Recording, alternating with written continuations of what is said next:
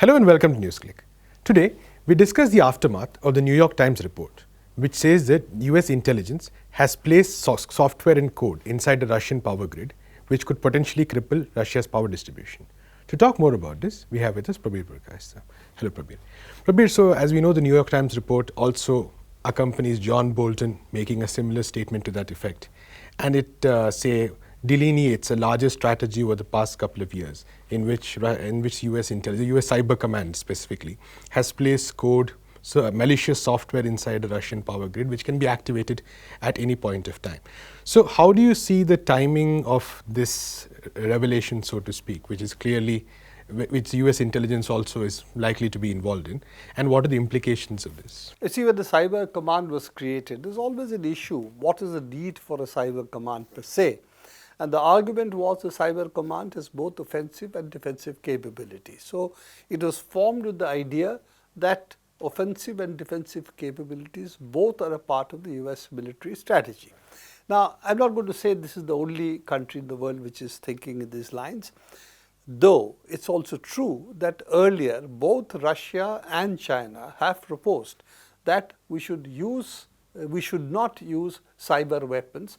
There should be a treaty for this, and to protect the internet from malware, for different kinds of spam, etc. All of this should be regulated internationally. And the US has always stopped this. There is a UN process going on for a cyber treaty. The US has essentially argued internally that they have an advantage over others in terms of cyber capability, and therefore it's to disarm that Russia and China were making these proposals. Now, the first attempt of using malicious software for physical damage was really the Stuxnet software, which was used to cripple the centrifuges in Iran. Why am I distinguishing it from all others? That all others that have occurred, except some occurrence which was talked about about Ukraine, I'm going to come to that. All of this has essentially been either malware which does not damage equipment but might have taken down certain portions of the communication system by different means, which is also what viruses do with other kinds of malware does. But they per se will not be considered as a weapon, because a weapon is when you have a physical, shall we say, objective of damaging equipment. When you damage physical equipment, then it is equivalent to what in military language would be called kinetic attack, and therefore it is qualitatively different and it is an act of war. What the malware that the US seems to have planted is in fact taking out the grid. Right. Now, the United States has also argued that if that is something which any country does, it will be considered that they have the right to attack physically that country, including the use of nuclear weapons. Right. Now, this is US official position. I'm not saying anything which is, shall we say, a leak like the New York Times leak is. So this is, I think, a qualitatively new situation in which a country has planted just not simple malware, because malware has different kinds of meanings or different kind of effects. This is effect which can actually take down the grid by affecting the control systems of the grid. Right. And the control systems of the grid actually are controllers which normally are not the ones we target. Normally what is targeted the communication network, but these are the control systems, and once you target the control systems, then you are escalating the danger to a new level. And as we said, the Stuxnet was the first malware of this kind which had physical consequences. Right. Because it targeted the Siemens controllers of the centrifuges. So I think this is the first qualitative change that took place, the first act of cyber war. This has been identified. Now, there are other arguments regarding this, and there are things that the people have argued about Russia as well. I'll come to that in a later part of the discussion. But we must also see in the context of what happened in Venezuela. Right. Venezuela, it was repeatedly said by the Venezuelans that they are under cyber attack, that the grid has gone out, not because it is, shall we say, badly maintained as the Americans claimed. poor maintenance by the Venezuelan Electricity Authority. Another example, Maduro government's inefficiencies, but it was really taken out by a cyber attack. This is what the Venezuelan government had said, and other people also had said this is genuinely a possibility. Now that the New York Times leak has come, and it seems to be official sources, it might even be something that has been leaked on purpose. So it is quite possible that this issue is something what we saw in Venezuela earlier, that it is the ability of the United States to take down the control systems which govern the, shall we say, a grid, either of the producing equipment, the power producing equipment, in this case, in Venezuelan case, it was the dams, or it is also the grid controllers, which also decide how the electricity will be flowing through the grid from A to B, tripping under conditions of certain outages, certain fluctuations. All of these are essentially protective systems and control systems. So their failures is a, as we say, in Venezuela, what we saw is something which could have been a precursor to what has been planted in Russia and could be actuated at any time. Last point I would like to make, when the Stuxnet virus took down the, shall we say, the Iranian centrifuges, the variants of this were found widely outside Iran. It was seen that this had actually hopped into normal, shall we say, computers and devices connected to the internet. The Stuxnet virus therefore had a longevity which went far outside the centrifuges. It didn't matter so much because it was really the control systems which would be affected, and those controllers were not something which is normally available on the internet. And normally these controllers are protected from being on the internet through different mechanisms. So the fact that it did not affect others was more a matter of chance and luck than anything else. We also see now that you have outages in Argentinian and Uruguayan grid. Is it inadvertently that the Venezuelan malware which was injected into the system has now gone out in the wild, so to say, and is it also affecting other Latin American systems, is something we have to think about, because as we know, the grids are interconnected. It's not that it's an isolated one country grid. Right. And the report also says that the head of the US Cyber Command was actually involved in preparing a similar plan for Iran as well. So that's another weapon that the US has. Let's put it this way.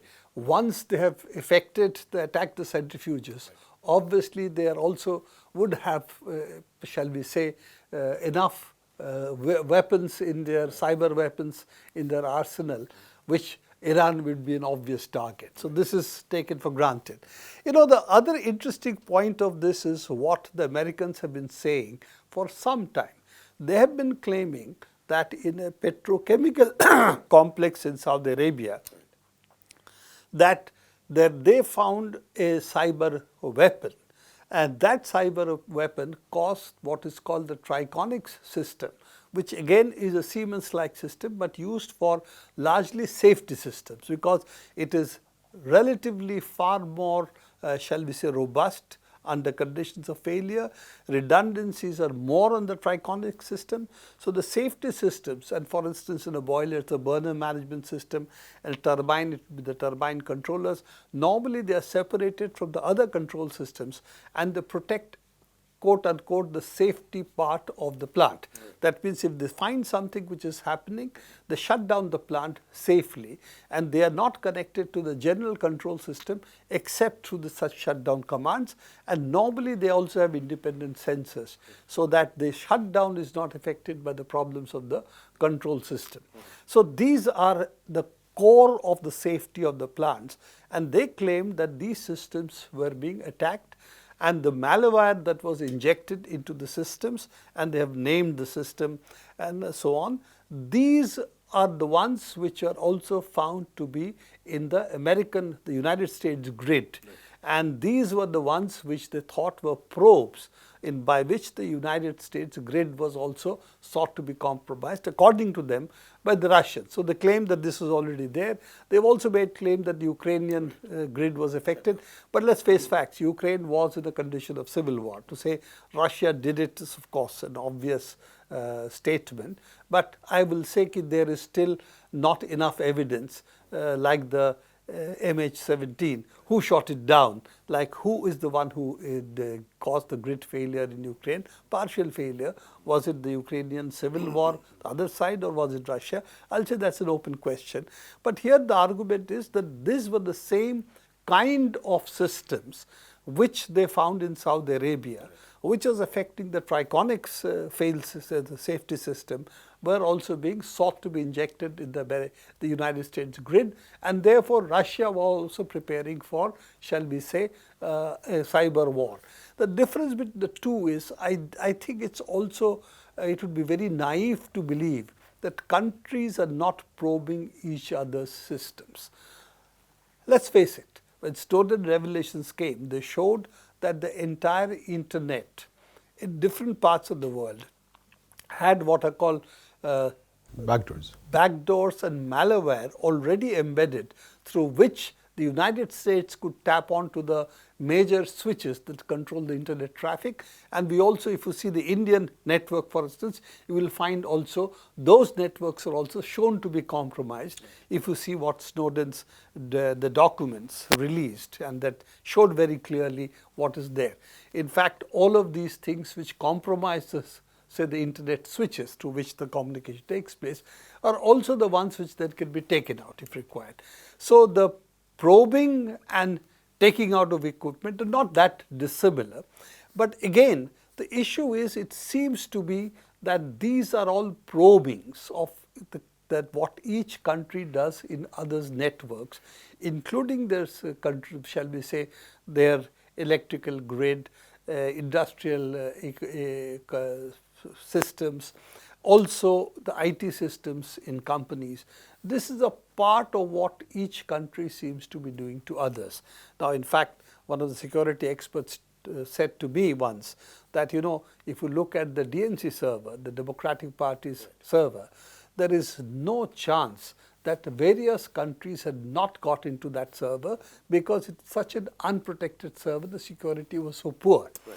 So countries do probe what we will say assets of other countries, but between probing the assets of other countries and planting malware which can be actuated at any point of time, which will cause physical damage, I think is a qualitatively different stage. So it does appear that the United States is now blurring the distinction between the two, and this, in all discussions which talk about cyber war, has declared that this is the Rubicon, right. That if you cross from probes into planting quote-unquote cyber bombs into the system, right. You have crossed into actually if not initiating, right. But at least you've crossed the threshold of a cyber war. Stuxnet was the first instance of this kind. And I think if this is the new level in which the United States has taken this to, there is still no evidence that the Russians have gone beyond probing the other people's networks. Even the stoppage of the petrochemical complex seems to have happened because the probe they had sent, the kind of software they're using to penetrate the Triconic software, Triconic system, seems to have not worked as intended, right. And that led to the shutdown. That actually initiated the shutdown of the petrochemical complex or parts of it. But this is in fact intended to be not something which you are going to see what is there, but you are actually trying to take it down. So I think it's a qualitatively dangerous situation. I don't think the Russians or the Chinese or the Iranians, who could be on the receiving end, would then also stop at just raising, right. Making noise about it, raising it in different fora, but would also look at it from what they have to do. And I think we should go back to the issue that you're really talking about using cyberspace as a space for war. And this, the global community, repeatedly has claimed that we should really consider the cyberspace to be safe like outer space. But since outer space is being militarized, I guess the fact that cyberspace is also being militarized should not surprise us. But the United States has always believed if they have an edge, they should convert this edge to a military edge, technological edge to a military edge. The problem is other countries catch up. And also destruction is much easier to do than defense. And therefore, going this path also means a kind of mutual assured destruction, even if you have 1/10 the capacity of the other side. And all you need is one deep strike that will take out the other side's equipment. So I think this is a very, very dangerous moment in terms of what the world is seeing. And I'm very unhappy that the people who should understand this better have not responded more sharply to what is a really dangerous scenario in the world. And incidentally, if we look at the situation from 2016, the whole narrative of election hacking and the information ecosystem that has been built around it now makes it seem as though it's a normal fight between two countries, because the Russians hacked, so we responded has become the narrative. Well, as I said, the qualitative difference is that this is attacking physical systems and not just computer assets. Physical systems would mean dams, would mean nuclear plants. Don't forget, nuclear plants are connected to the grid, both in the United States and in Russia, also in France, also in Japan, and so on. So once you open this gate, you have really you're letting loose the forces from hell. And this is no different from using nuclear weapons, because once you have a nuclear plant sitting on the grid and you create a grid disturbance which can then lead to the nuclear plant coming under conditions which can lead to a meltdown, we are really in a different scale of war. Right. And we already earlier looked at, for instance, the Huawei issue, which is one front of a technological war that is being waged. And now we have a very open declaration of another front. So is there a possibility of a framework which can maybe regulate some of these, assaults, so to speak? I would separate the tech war, because this is something which is still a part of, shall we say, the sovereign right of any country to deny any other country access to ABC. Okay, so that I would still say lies within the Westphalian state regime, which is what is the sovereign right of a country. So I would not go there. The ability of the United States to impose its sovereign rules on the world comes from their grip on the financial system. But this is actually, let's be very blunt about what this is. This is not a sovereign country exercising its rights over its own companies and any company which has licensed goods from its companies. It's a declaration of an extraterritorial military strike against another country, which is, in that sense, you've planted the bomb. Are you allowed to plant bombs in other sovereign countries' soil? So this is really planting a cyber bomb in another country's soil. So this, I think, is something qualitatively different. It happened in the case of Stuxnet. The world did not protest against it, though people did register it. Once it starts happening between countries of roughly, shall we say, comparable strength, even if Russia is far weaker than the United States, but they have the ability to also respond in kind. If we start the tit for tat cyber weapons exchange, shall we say, and this is, I think, something which is qualitatively different from any other thing we have seen in the past. So I don't think we should even treat them in the same scale. This is qualitatively new, and the world is not awake to this danger, partly because they do not understand what it means to use cyber weapons or the danger cyber weapons poses to the world. And also, if it goes out in the wild, as the United States seems to have done, then it's also possible for this to get quote-unquote lost in cyberspace, like the Stuxnet did. It traveled to all millions of computers. And then people could actually deconstruct it and also create the new weapon out of that knowledge it will gain. So I don't think this is to be treated as Huawei. I think this is qualitatively different, and I think the world needs to be aware of this, and we need to also build as a part of the peace movement, not only against nuclear weapons, but also against cyber weapons. Thank you, Prabir. That's all we have time for today. Keep watching Newsclick.